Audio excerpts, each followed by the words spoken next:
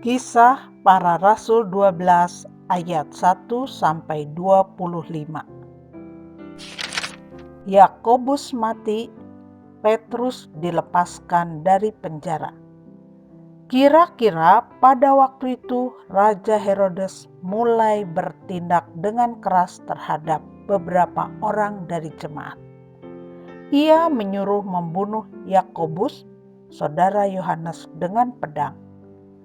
Ketika ia melihat bahwa hal itu menyenangkan hati orang Yahudi, ia melanjutkan perbuatannya itu dan menyuruh menahan Petrus. Waktu itu hari raya roti tidak beragi. Setelah Petrus ditangkap, Herodes menyuruh memenjarakannya di bawah penjagaan 4 regu. Masing-masing terdiri dari 4 prajurit. Maksudnya ialah supaya sehabis Paskah ia menghadapkannya ke depan orang banyak. Demikianlah Petrus ditahan di dalam penjara. Tetapi jemaat dengan tekun mendoakannya kepada Allah.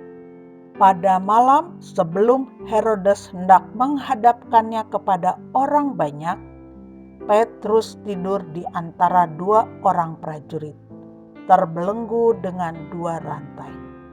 Selain itu, prajurit-prajurit pengawal sedang berkawal di muka pintu.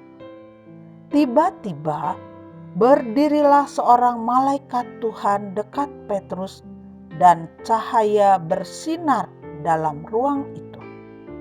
Malaikat itu menepuk Petrus untuk membangunkannya. Katanya, "Bangunlah segera." Maka gugurlah rantai itu dari tangan Petrus.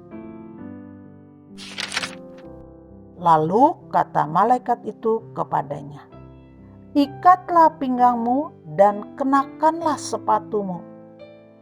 Ia pun berbuat demikian. Lalu malaikat itu berkata kepadanya, "Kenakanlah jubahmu dan ikutlah aku." Lalu ia mengikuti malaikat itu keluar, dan ia tidak tahu bahwa apa yang dilakukan malaikat itu sungguh-sungguh terjadi. Sangkanya ia melihat suatu penglihatan.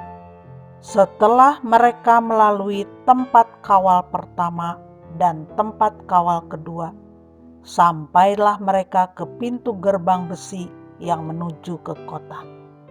Pintu itu terbuka dengan sendirinya bagi mereka. Sesudah tiba di luar, mereka berjalan sampai ke ujung jalan, dan tiba-tiba malaikat itu meninggalkan dia. Dan setelah sadar akan dirinya, Petrus berkata, "Sekarang taulah aku benar-benar bahwa Tuhan telah menyuruh malaikatnya dan menyelamatkan aku dari tangan Herodes dan dari segala sesuatu yang diharapkan orang Yahudi." Dan setelah berpikir sebentar, pergilah ia ke rumah Maria, ibu Yohanes yang disebut juga Markus. Di situ banyak orang berkumpul dan berdoa. Dan ketika ia mengetuk pintu gerbang, datanglah seorang hamba perempuan bernama Rode untuk mengetahui siapa yang mengetuk itu. Ia terus mengenal suara Petrus, tetapi karena girangnya, ia tidak membuka pintu gerbang itu dan segera masuk ke dalam untuk memberitahukan bahwa Petrus ada di depan pintu gerbang. Kata mereka kepada perempuan itu, "Engkau mengigau." Akan tetapi ia tetap mengatakan bahwa benar-benar demikian. Kata mereka, "Itu malaikatnya." Tetapi Petrus terus-menerus mengetuk, Dan ketika mereka membuka pintu dan melihat dia, mereka tercengang-cengang.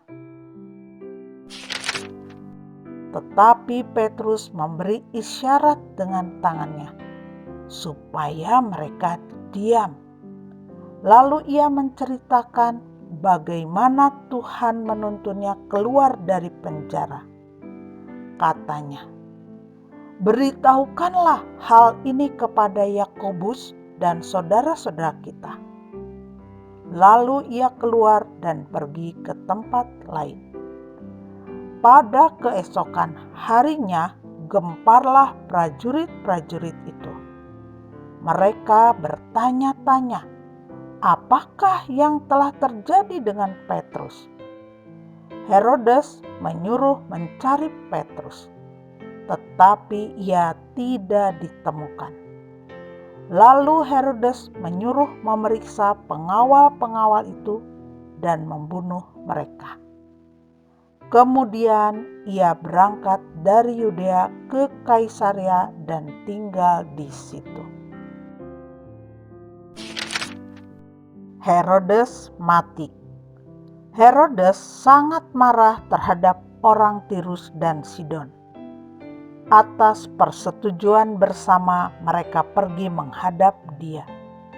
Mereka berhasil membujuk Blastus, pegawai istana raja, ke pihak mereka.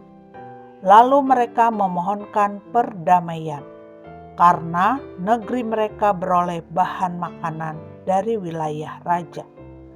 Dan pada suatu hari yang ditentukan, Herodes mengenakan pakaian kerajaan, lalu duduk di atas tahta dan berpidato kepada mereka.